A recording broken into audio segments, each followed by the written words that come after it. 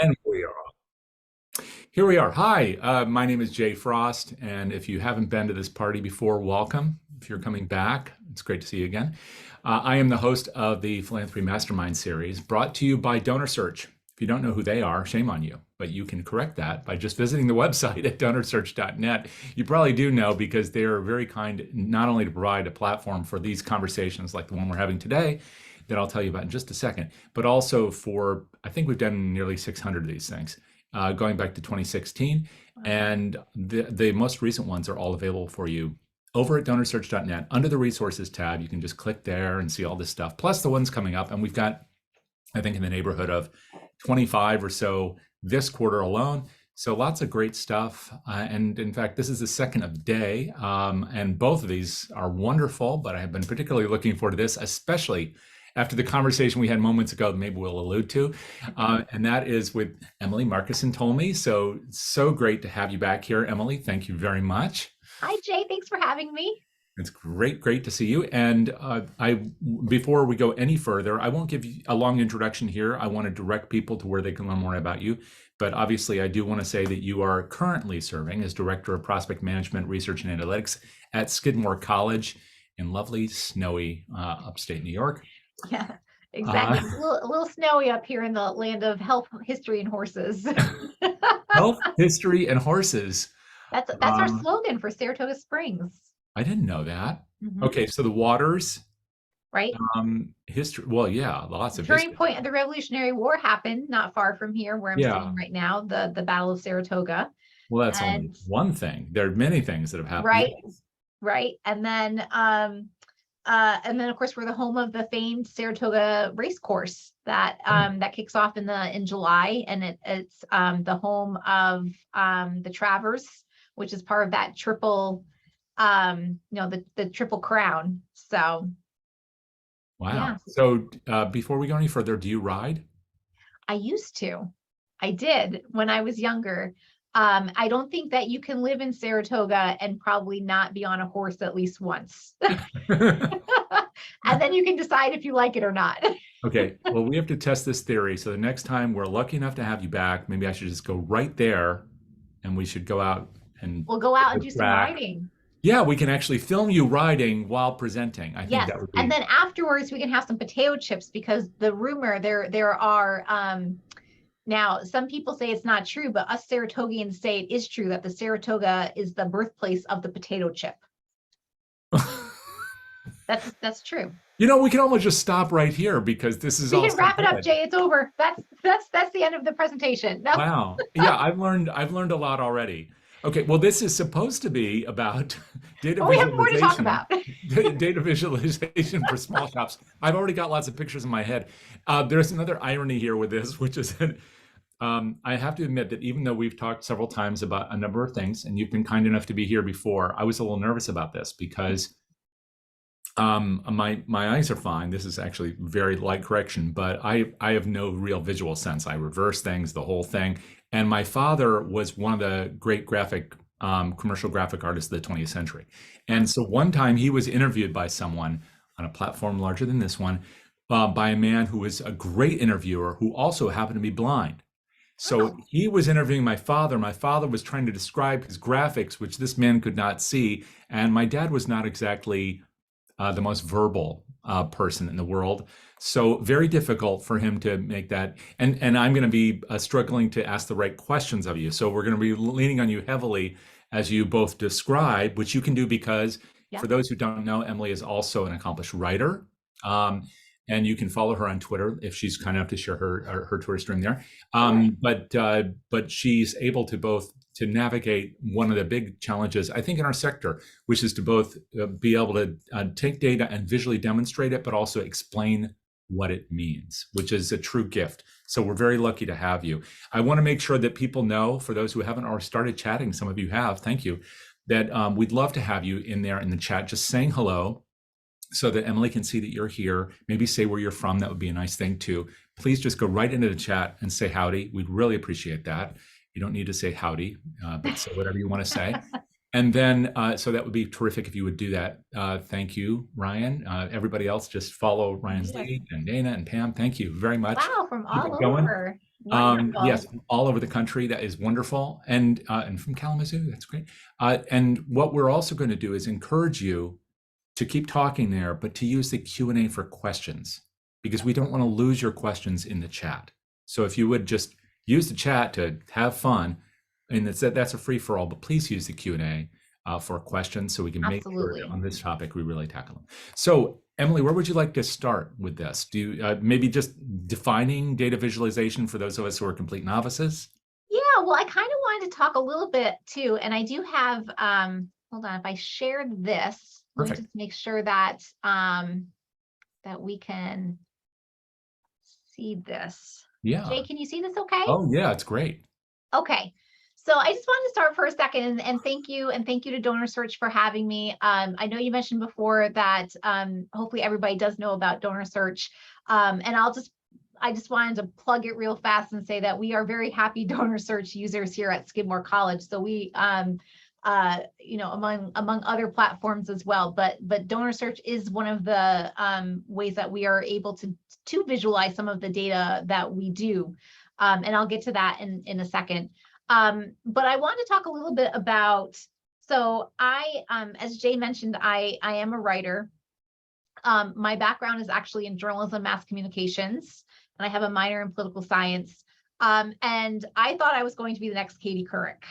And so this is actually a picture of me in 2004, many moons ago, when I graduated from college. And I really did think that I was going to, go to NBC News and go to New York and, be embedded and go around the globe. And I did go around the globe, but I did so as a military wife, and not embedded with with a division of the army or anything in Iraq. But I wanted to show this because there are so many parallels between what I thought I was going to do and what I'm actually doing, that I thought it was worth mentioning. So newsflash, which I'm sure a lot of people probably know, but I wanted to mention it anyway. Life as a journalist was really hard. I did it for a while. The pay is really bad. The story never sleeps or takes a holiday. So Thanksgiving's coming up next weekend and the story doesn't sleep. There's only one Katie Couric. And like a lot of us, I had to pay my student loans. So at that point, I was living in Norfolk, Virginia. I was, one of my first jobs out of college was actually as a data analyst.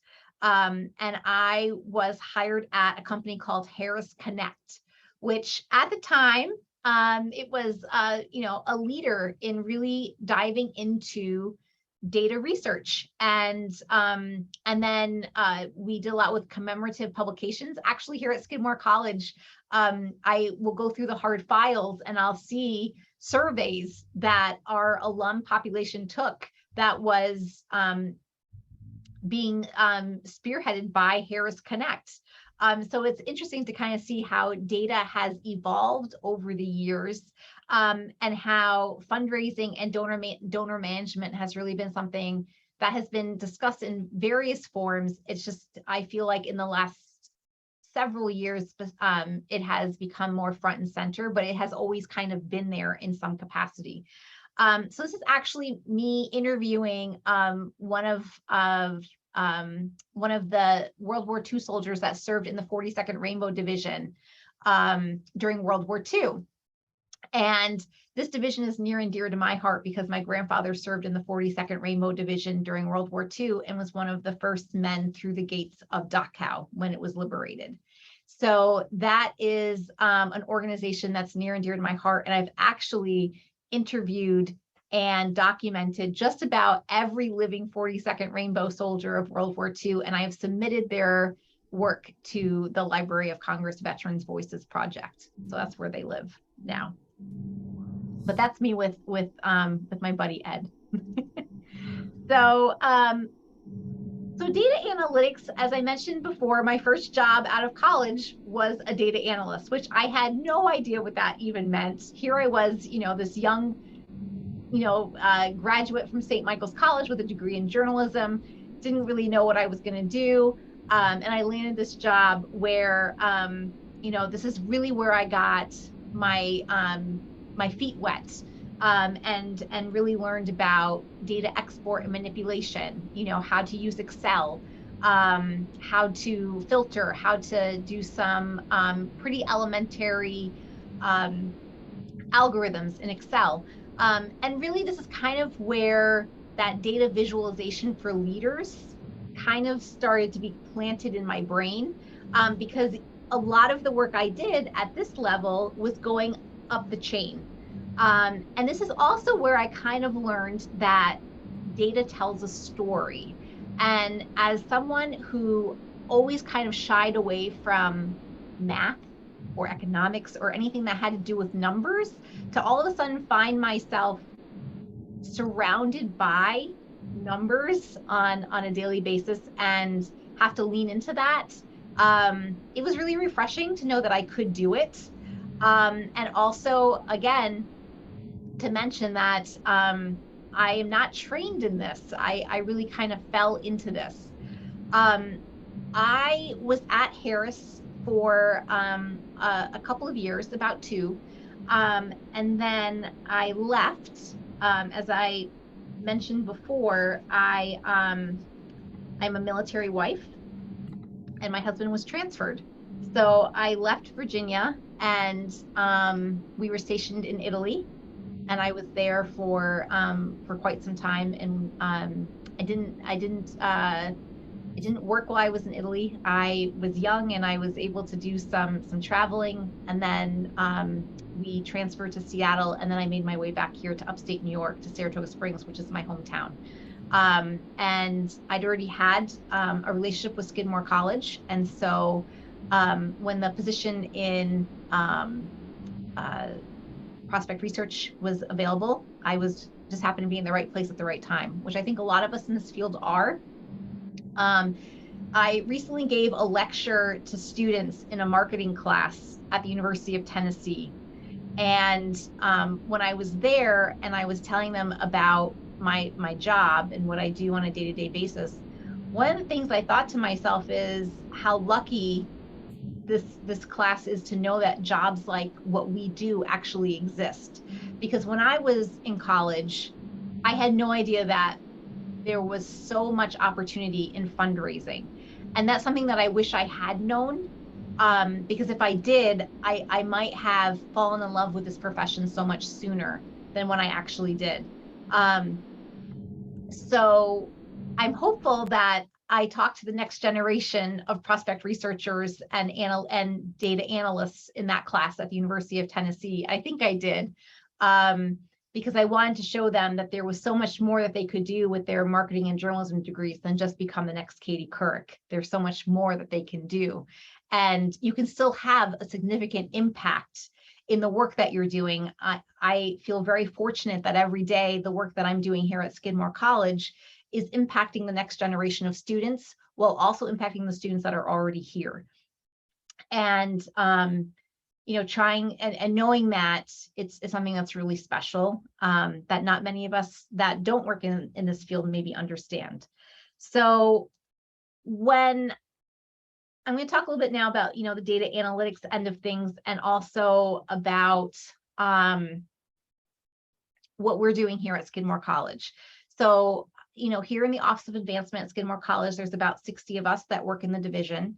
There's 3 of us in prospect research and management. There's myself. We have a data analyst, and she's our senior business intelligence person, and then we also have a prospect researcher. I kind of straddle between both of those worlds, which is really fun for me, because I can still do all the pieces that I love to do. So writing, I still, a lot of the written material that comes out of the Division of Advancement to the President's Office or to our Board of Trustees come from our office, the 3 of us. And so we write a lot of trustee profiles. We do, alumni award profiles, various things like that. So I can still kind of lean into that aspect of my brain.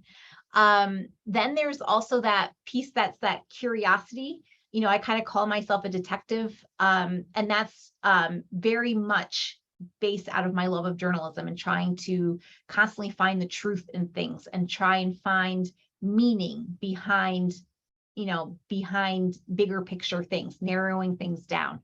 And I do think that doing data visualization is a way for us as prospect researchers, as fundraisers, to tell the story in a very quick way. Sometimes our senior leaders don't have time to sift through an Excel spreadsheet. Like, they just don't. They're running in 5 different directions at the same time. So sometimes my senior leaders will come to me and say, we need to know quickly X, Y, and Z. And then it's up to me to find that for them, sift through hundreds and thousands of records, find what they're looking for, and then show it to them in a very quick, easy way. But most importantly, in a way that's objective. And I think that's very important. So one of the things I learned in journalism school is never put yourself in the story, right? You want to show your stakeholders what the data is showing and only what the data is showing. You don't want to skew that, especially when you're doing decision-making data analytics. You want to make sure you're staying as neutral and as objective as possible. So we were getting a lot of requests at Skidmore College for things like fundraising projects, right? So we were getting a lot of requests about specific fundraising initiatives, for instance, like athletics, right? Or maybe the sciences. We were getting questions where we were being asked for specific subsets or cohorts of data. And so for that reason, those large data sets that you'll see here, we were trying to think between that and reoccurring requests, how can we make this easier for ourselves? But also, how can we do this in a quick way for our senior leaders? So reunion prospecting is another thing that we do a lot of here at Skidmore College. Regional prospecting, parent screening, and donor giving. These are all things that we wanted to do in a way that was visually pleasing for our senior leaders, in a way that they could quickly decipher what we were trying to tell them, what the data was trying to tell them through data visualization. So because of all of this, we have to take a step back and think about really what data analytics is all about. And to do that, it really in the past 10 years, I think data visualization has really come front and center in the work that we're doing. I've been at Skidmore College in prospect research for about 15 years at this point. And I'm going to say within the last 5 years, data analytics and data visualization has been something that if you're not doing it in your small shop, even in some small way, then you're going to be left behind. Because fundraising shops specifically, whether it's in higher education or smaller nonprofits or large universities, it doesn't matter. It's the information that you can pull out of a CRM about prospective donors is priceless. I mentioned here in the slide, it's gold. It's that treasure chest full of goodies.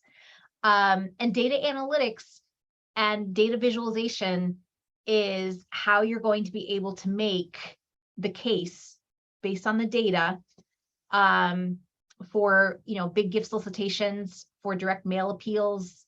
It's all connected.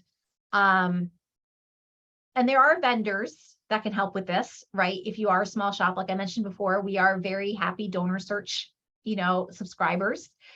We use other third-party platforms here at Skidmore as well. And pulling in wealth screening information or information that is provided by a third-party vendor is really great for rounding out the picture, whether that's the big picture, if it's a smaller picture based on regional prospecting, but prospect researchers really lead this data effort. So I wanted to show really quickly why we use Power BI. That's one of the tools that we use for our data visualization here at Skidmore. We've also used Tableau. but we predominantly use Power BI for a couple of reasons. As you'll see here, first of all, we're Microsoft users and PC users here at the college, so it was an easy integration for us. The Power BI desktop version is free. We really like that we can do real-time dashboards and interactive reports. We can use tiles from previously built published reports, and then it just has that nice real-time capability to it. The other thing that we really like about it too is that there's some very nice custom visualizations to it. And it's integrated very well with things like SQL, which we are also self-taught in SQL or SQL, whatever you might say. But it has a nice integration with a CRM. We use Thank You right now as our CRM. And we also use very heavily Excel. It's very nicely molds with Excel, PowerPoint, SharePoint, and Teams. So that's kind of why we use that. And I just wanted to show also an example of what we build here at Skidmore. Obviously, this is a presentation about data visualization, so I'd be remiss if I didn't share something about what we are doing here at Skidmore. This is an example of one of our prospect reviews. So this is an example of, showing who our top 10 donors are for our pools. We try and pull out pertinent prospect management data points here. And so for us, that would be prospects by rating. That's also, what our giving capacity scores are. We are very heavily looking into status or stage, whatever you might call it. It's one of the ways that we can actually measure movement. So identification, qualification, cultivation, we can show that to our gift officers and kind of say to them, for identification, for this particular pool, 39% are in identification. For us, we like to try and move our prospects through identification between 1 and 3 months. So for this particular pool, 39% are in identification. It's a good indicator, a good nudge for them to really kind of, keep going with that during the fiscal year. It's also one of the metrics that we measure our gift officers by. So identification and qualification work. So that's something that we like to really pull out front and center during our prospect reviews. What's really nice about this, again, is that it's in real time. It's not static. And I think that's something that when you're thinking about your senior leaders, you really want to remember that to have a live visualization that you can share with them, that they can refresh, that they can go back to maybe in a day or two, or maybe even a few weeks from now, and hit a button and have it be refreshed and have it be accurate with maybe new donors, new status changes, is really critical, because it's kind of like when you buy a car, right? When you buy a new car and you drive it off the lot, it automatically loses value. And in a little bit is the same with your reporting that you're doing, your data visualizations that you're doing. If you spend a whole bunch of time on it, and then as soon as you give it to your senior leaders and it's static, it loses just a little bit of value. So that's something that we're really trying to work on here at Skidmore, is that we're really trying to keep things very fluid, very and very active, and very and less with that static, if we can help it. The other thing that we really like about Power BI, and again, I don't think it really matters if you're using Tableau, if you're using R, but you just have to find what works for you and works for your stakeholders. But for us, we really wanted something that we could easily clean and manipulate. Like I mentioned, it's very, Power BI is very intuitive. It's very similar to Excel in a lot of ways. And then that mashup, we really like the ability that we can pull things out of our CRM, that there's the ability to pull in multiple data sets, multiple tables at the same time. And then, of course, just the access, right? So again, if you don't have a license at your institution, at your nonprofit, you can still use Power BI. You can download the desktop free version. You can still, build within your workspace and then you can download it as a PDF. I think that when you're first starting to get senior leadership on board with data visualization, especially for a small shop, you need to show your value and your worth and why this is important. And that goes back to the treasure chest a little bit, but once you can prove its worth and prove that you should be at the table showing the story of the data, I think that it'll become much easier to maybe then convince them of a license for Power BI, or why it might be worthwhile for senior leaders to have a license to Power BI with you so that you can share this information in real time. I think it'll come. I think you just have to, like I said, you just have to show, maybe it's through prospect management, maybe it's through prospecting and data mining, why it's really important.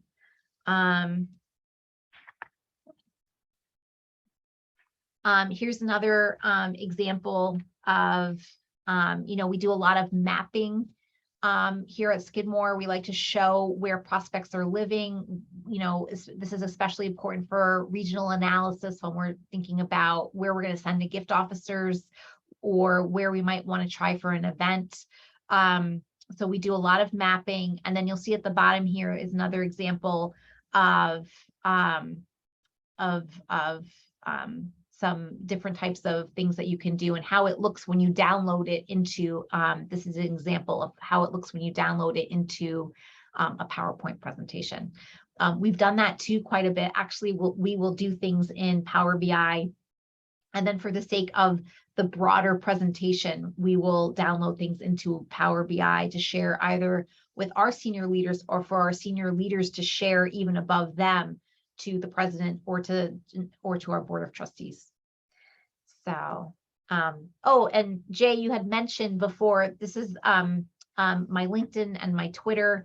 And of course, APRA New York, I'm the president of APRA New York, which is the Association of Professional Researchers for Advancement, our upstate New York chapter. And we are always happy to connect with people there as well. We are very excited to be one of the most active chapters in the country, and we will often have free webinars every month. And we also offer free virtual conferences twice a year. So very, very much so in the thinking of being, knowing that not all of us have budgets when you're working in small shops, especially. So in closing, just some other points to consider when you're thinking about your data visualization. You want to think about a couple of things.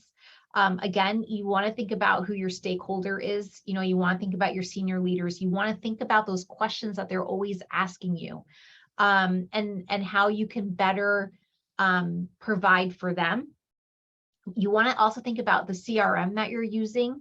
Like I mentioned before, we use Thank You, but obviously Blackbaud, Ellucian, Salesforce.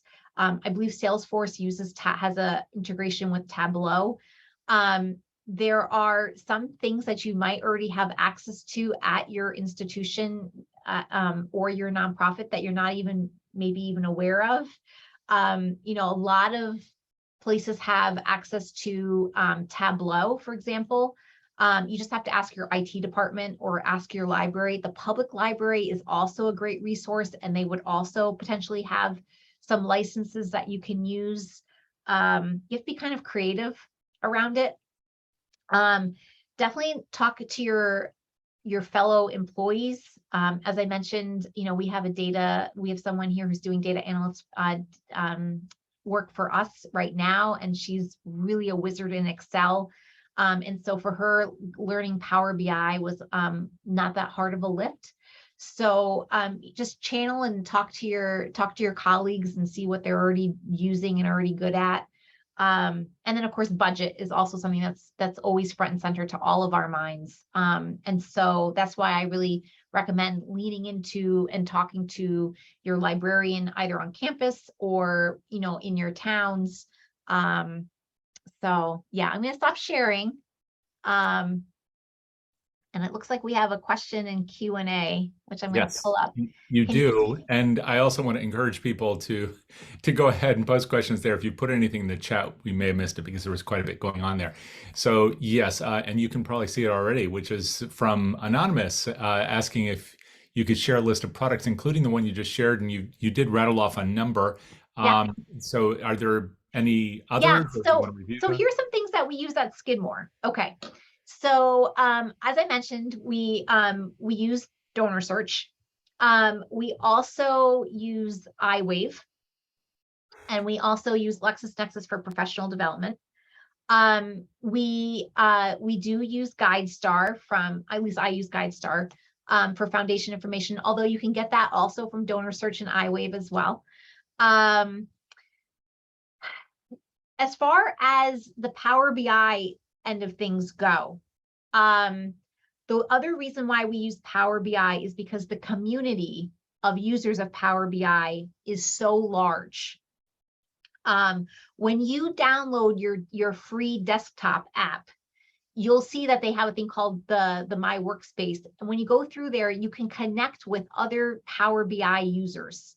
And I have posted questions on there before, and there will be very quickly an answer. Or even if you just Google a question, somebody else has asked that question in the community and you'll find it. So the other thing too is that there are, when you start talking to your other colleagues, not necessarily in your where you work, but more broadly, that's why things like APRA New York are so great, or things like this is so great, Jay, because you can connect with other people working in your fields. You'll quickly find out, like I did, that there's a lot of us that are trying to teach ourselves things like Power BI and Tableau. And so we have a little group actually like on a Slack channel that we can post and ask our own questions. And there are other researchers just like me who are at other institutions. So definitely talk to people in your field because they're doing this work right now, and everybody is more than happy and willing to help you and bounce ideas off of each other. I will say prospect researchers are some of the most friendliest people that you can ever come across. We are very open and happy to lend our support and really just bounce ideas off of each other. So if you have that ability, and like I said, things like APRA New York is a good example. We have virtual mixers quite frequently, webinars, etc. These are the best way to do that. But Tableau also has a very robust online community where if you pose a question to the Tableau community, you will get a response. I also am a part of a number of LinkedIn groups that have the ability to ask questions for data visualization. One thing I'll also mention too is I also went through the Google certificate program for data visualization, and I highly, highly, highly recommend that. It's eight courses, and through professional development through your institutions, you might be able to get some of that covered, the tuition for that. But I felt like it was just so helpful in getting my feet wet and just expanding my mind a little bit more about that was more focused on Tableau versus Power BI, but it was Tableau, it was R, which is another statistical platform that you can use for data visualization. It had an element of SQL to it, but the LinkedIn Learning, I can't talk highly enough about LinkedIn Learning. My college, Skidmore, actually has a subscription to LinkedIn Learning. If you work at a higher ed institution, whether it's a college, university, check in with your IT department. You probably have a LinkedIn Learning subscription already that you might not know about. And so the LinkedIn Learning was great because they were like hour-long classes. And actually one of the instructors from the first Power BI class that I took, we actually connected on LinkedIn and I asked him quite a few questions and he's been very nice about always answering me back. But again, just really like think about, like the public library again is another really great resource where you can um, tap into some resources there, some licenses there.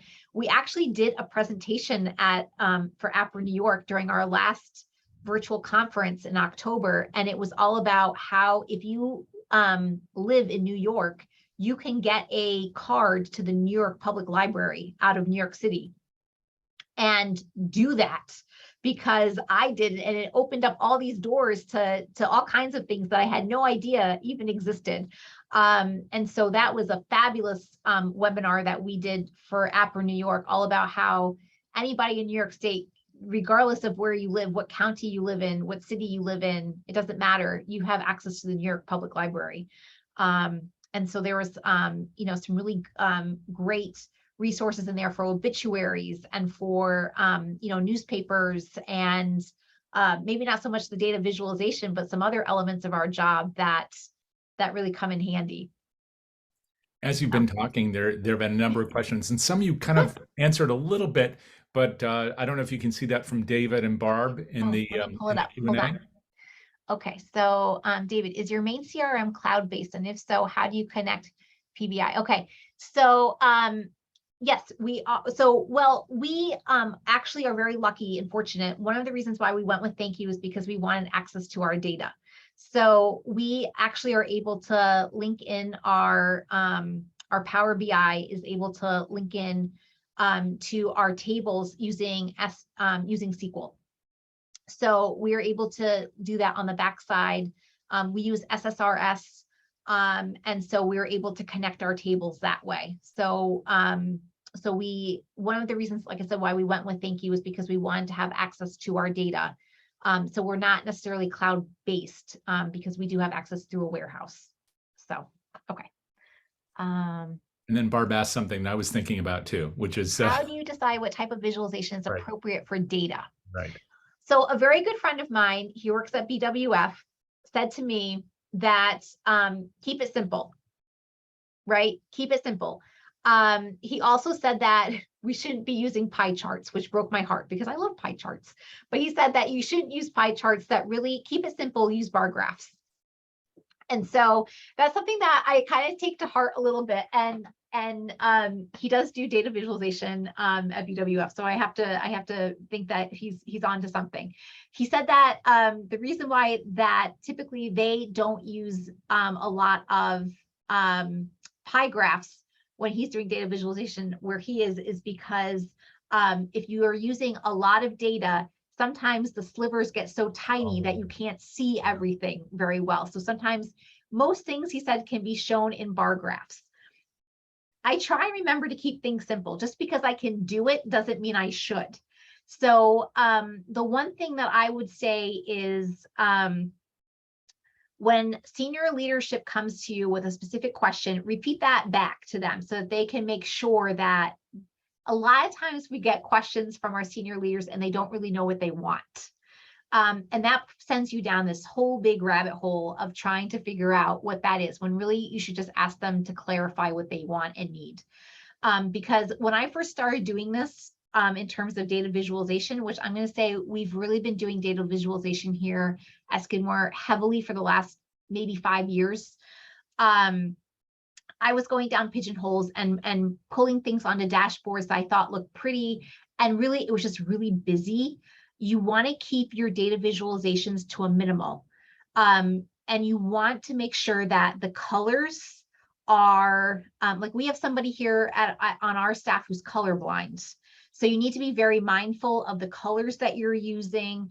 Like if you have like a lot of like colors that are very similar, like if you have, like, I don't even know like all the similar, but like if you had like a blue and then like an off shade of blue and then like kind of like a green that looked like a blue that was a teal, it would be hard for them to see. So so we always kind of are trying to be mindful of that. And then the other thing that I highly recommend is to do like you would do for writing a story. We actually do storyboards. We do visualization boards where we will have like an Excel document open. We'll take the grids out, and then using the shapes that you can pull in Excel, we will sometimes build out how we want our data visualization to look. Doing data manipulation is sometimes the easy part. Trying to scrub an Excel document, is sometimes the easy part. Trying to then, think about a data visualization, whether it's in Excel or Power BI, is sometimes the hard part. And so I highly recommend doing like a storyboard or something, and then checking in with the stakeholder every so often, depending on what kind of project it is. If it's kind of a heavier lift project that has a lot of different components to it, I will often check in with the stakeholder at least once or twice to show them a draft and say, hey, this is how it's starting to shake out. This is how it's looking. Is there anything else that you can, is there anything else that you would like to maybe adjust? Or was there anything else that you've been thinking about that we might want to implement? Or this is what the data is telling us. Do you still want to go and, or does that change the question at all that you might have? And that's okay. And I think actually stakeholders really like that, because then they're not getting any surprises at the end. When I first started doing data visualization, a few times I would get a request from a senior leader or even a peer, and I would run with it. And then at the end, it wasn't exactly what they wanted anyway. And I just spent all this time, kind of schluffing along trying to put this together, and here I am trying to I'm self-taught, so I'm trying to Google how to do things and everything else, and it was a lot of work, and it might not be exactly what they wanted, and then it wouldn't go any further than that particular person. And that's not what you want. You want your data visualization to make data-driven decisions. And so to do that, I think the best way to do that is collaboration. So you really want to collaborate with your stakeholders, and you really want to make sure you know exactly what they want and what they're looking for. Because as I mentioned, a lot of times we get requests here, and it's like, I kind of want to see this. And, I'm thinking that, maybe we can pull a list of prospects that, are maybe in like, it's just very far flung, and it doesn't make, and we have to kind of say to them, wait a second. First of all, how is this different from this other data visualization that we've already done? Or can we use the bones of something that we've already done to massage and adjust it to something that you need now? But also, just really trying to make sure that they understand what they are trying to look for too. Because the worst is trying to do a lot of data visualization and then not having it go any further than either that person, or not having it answer exactly what they want. Something you said earlier paired with this is kind of interesting in that you talked about the importance of making this objective. When you do a storyboard, it's to tell the story. Right. So you're making a decision about what story you want to tell. Meanwhile, you have some people that you're delivering content to. And this parallels a question here from Anonymous, who says, how do you share and distribute? Which I want to ask you, but it relates to this issue of objectivity, because you might see a story in the data and then want to represent that story to the team that you work with, but they may be looking for either a different story, or they may see that body of data differently. So how do you ensure that you're telling an objective story with data when it can be pretty sexy to be able to put all of these charts and telling that story is fun in and of itself? How do you make sure you're staying true to the story you want to tell? Right. Well, when you think about that prospect review that I had up before, where I showed you like our dashboard for our prospect reviews. One reason why, for example, that we measure status is for a prospect is because it's one very tangible way that we can show improve movement, right? So it's not based on like the contact report so much that somebody might have had, but it's based on like the stage that they're in. We are trying to find tangible pieces of data that we can use in some of our data visualization. And so lifetime giving is something that really, that's something that we can pull that's tangible. Last gift, the maybe like the last gift date or the last gift amount. Our P ratings are something that we've actually kind of, in the last couple of years, our P rating is our giving capacity scores over a 5-year period. And that's a prospect's overall philanthropic capacity, not just to us, but to all of their philanthropy. And I really didn't want any of the fundraisers to question how we were coming across our giving capacity scores. I didn't want there to ever be a question of, oh, Emily rates conservatively while somebody else on her team inflates and will give this person a high P rating, even though they might not have that P rating. You know, I didn't ever want there to be a question of how my team was coming, how we were coming across with P ratings, for example. So we do an algorithm that's very transparent. We put it in, we save it into individual records, and it's a process and algorithm that takes tangible wealth identifiable assets that we can find using DonorSearch, using iWave and other resources. We will sometimes be able to pull in like what a salary might be based on, you know, Glassdoor or some other resources like that. We add those together. We use 5% of total identifiable wealth assets because it's more conservative, but also falls in line with what the IRS suggests of that 10% of high net worth individuals will give 10% of their overall assets out. But we did that, and then we have a multiplier that we have. This could be a whole other presentation. Right. But we do that because we want that to be very transparent. And I think you have to be transparent in your visualizations as well. So you can't, if senior leaders is asking for something and the data is telling a story that may not jive with them, it is your duty as the person doing the data visualization, as the researcher, as the data analyst, to tell the truth and show that. Because if you want senior leaders to rely on you to make data-driven decisions, it works both ways. For the good, the yays, but also you want to be able to show them that this may not work, you know, and hopefully then you can pivot and think about how you can make it work. But to skew the data is ethically, it's unethical. Sure. You can't, you Right. know, and you shouldn't. So let me ask you about that distribution question that we were asked Yeah. by Anonymous. Right. So if you're first of all, you know, what's a kind of quick and dirty guide to how to share and distribute, but then also on top of that, again, relating back to something you said earlier, you said you got to keep it fresh because Right. once you issue a report, it's like giving USA. Okay, that was yesterday's news. So Right. how do you distribute, but how do you keep it fresh in people's eyes so you know that they will utilize it? Right. So a couple things. We distribute a few ways. When we do our prospect reviews, one of the nice things that came out of COVID is, and working remotely, is the ability to do this, right? What we're doing right now, Jay, like we're able to talk to each other using Zoom.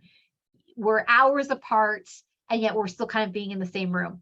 Right. So we do our prospect reviews over Zoom or over Teams, because then we're able to show our dashboards in real time, right? We're able to refresh on our end because it's in our workspace. Mm-hmm. We don't have quite yet a license where we can share among our entire team in real time. So for those on the call that don't have that, we don't have that yet either. And we're trying really hard to show why we need that. And I think, and I'm hoping that senior leadership is coming around to that. Now with Power BI, there is the ability to have a free trial. But again, that free trial may not go outside of the person actually doing the work. So for right now, PDFs are one way that we're able to distribute. We will also save things into a PowerPoint and show at a meeting if we had to. But we're also now able to, because of remote in, we can now be in a meeting and our data analyst is able to pull up her laptop, share her screen on the meeting board in front of everyone and show in real time from her Power BI, which has been really nice. It's kind of showing it in real time and it's kind of a shortcut for keeping it live and not static, especially for like a meeting situation like this, the ability to remote in. And then also using Zoom for like, for smaller maybe sessions where, again, you can share your screen and show it in that real time. So Emily, has that also had a benefit in making sure that there's more interaction between your office and then other offices? Because otherwise, I mean, the old joke about at least prospect research was they operate in a different zip code in the basement of some building somewhere. There was no Exactly. interaction except for a report. This sounds like if they have to get the report, this is almost like They waiting need for you. the magazine to arrive or waiting for Yeah. Netflix's new, episode to drop. Yeah. So maybe it's a way to keep in touch. Well, this is the thing, right? As I mentioned before, you want to show your worth. And Right. so when you're able to do these types of data visualizations, and you can prove to senior leadership that not only are you able to provide objective, clean, accurate data, but then you're also able to visualize it in a way that is useful for senior leaders and above, Mhm. all of a sudden now you have a seat at the table. And Yeah. that's really what the end goal is. I mean, something I'm very proud of here at Skidmore is that in my last 15 years, I've worked extremely hard to have a seat at the table, to show that prospect research is really, I always say that prospect research is the neck of fundraising. Or the neck. We can we can tell people which way to go, and how to, so I think of us as the neck of fundraising. We're steering the ship, right? And so I'm very fortunate and very lucky that senior leadership has seen the good work that we're doing in our shop, which is very small. We're a small shop, 3 of us, 3 full-time people supporting 60. There's 3 of us here working really hard to show that the work that we're doing means something. And it's really important for this, for our organization to not only meet fundraising goals, but also to help fundraisers meet their metrics. And also, for the students that we're here supporting. We're doing this work for the students, and that it really means something. And I'm, if you're not quite at the table yet, just keep pushing, because you will, as long as they can see that the work that you're doing makes an impact to them at that senior level. It'll really make a difference. And all of a sudden you'll find yourself being called into meetings, or maybe asked to present something to, to senior leadership, even above your senior leaders. All of a sudden now the president is impressed. It really, it makes it all worth it in the end. Emily, you've been showing these images, the visualizations to your team for a while, but you've also been talking with others about this. So you have a representative sample, both what works there and what works in other places. What are some of if you had to boil it down to a few things that you've seen people really resonate with, board level, senior VP, those kind of folks? In other words, the people we want to take action based on the things that you've discovered. Are there a few, like 2 or 3 things where you'd say that's a go-to? This is a way of visualizing data that really gets people to do what we need them to do? Yeah, so a couple of things. The map feature has been extremely helpful. And so that's something that Power BI is very good at. Tableau is also very good at it. But the ability to show people a map and show them where prospects are, Mhm. that doesn't lie, especially when you're talking about where you're going to assign and send major gift fundraisers. We do this every so often. We will do a map and show where gift officers are going, right? For budget purposes, we want to make sure it doesn't make sense to send, 5 people to Los Angeles, where we're based in upstate New York, and if the prospects aren't in Los Angeles, that doesn't make sense. Vice versa, we are very close to New York City. It's only 3 hours away. A lot of our prospects are in New York City. It makes sense to send just about everybody on the team to New York City. However, it's good to show when there are a pocket, right? We are doing identification work all the time. here at Skidmore. We are constantly, our research shop is constantly thinking about how are we going to build the pipeline? How are we going to identify the prospects for the next campaign? So with that in mind, we do a lot of prospecting. And sometimes that'll show like all of a sudden, over the course of maybe 6 or 7 months, that there's a small pocket of people now in Chicago. And we can show that on the map to our senior leaders and say, listen, because of COVID or maybe whatever, since COVID, we're having a cohort now in Chicago. We need to send somebody in Chicago because not only is there a cohort there, but based on P ratings that we're able to show in this bar graph of Chicago, we can tell you that we have X amount of high net worth individuals now in Chicago. We need to send somebody who is going maybe to the Pacific Northwest. Now we should really make sure that they also do a trip. Maybe they can do a layover in Chicago on the way out to Seattle. So maybe a last question on that then. Yeah. I know that over the last few years, a lot of people have been following this model of, instead of having bigger portfolios, much smaller, more concentrated ones. Yeah. And that's been highly successful for institutions. Get out of this 100, best practices is 150 to 300. No, it's 45 to 75 max, but they're all the kind of people you're talking about. Yes. So is this enabling you to get there and then to get people to take those visits and no more just, it's a phone call counts? Yes. We're being so much more strategic, and it's so important. So strategy is such an important part and such an important piece of this. And married to that is prospect management. Your prospect management will go up 100% if you can visualize it. You need to visualize your individual prospect pools for your fundraisers, for your AVPs, for your VPs, because that's where it all is. So if you can your prospect management is going to go through the roof if you can visualize it. And it's not only that, you will be able to, it's really our prospect management work that we are taking to the table. And we're saying, this is how we're going to meet. This is our goal for the annual fund. This is how we're going to get there. Right. And by doing that, you will not only have a seat at the table, but you'll be like the right-hand person, right? You'll be right on the right hand of your VP. And you're going to be the person that the VP calls when he or she is in need of some of this information that they're getting questions from the president's office. We have a big fundraising initiative coming up. This is the goal. How are we going to make it?